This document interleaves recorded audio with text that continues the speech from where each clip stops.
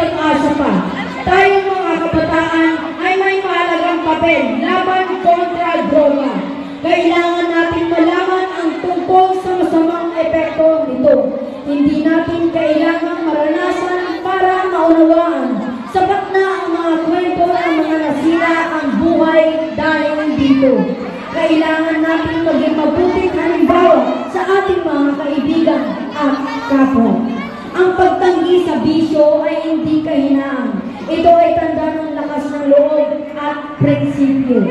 At higit sa lahat, kailangan magkaisa tayo bilang isang lipunan upang labanan ang droga sa pamamagitan ng kampanya, tamang impormasyon at pagkilos. Kaya natin pigilan ang paglaganap nito. Mga kamag-aral, ang droga ay hindi solusyon kundi problema. Huwag nating hayaang sirain ito ang ating mga pangarap at kinabukasan.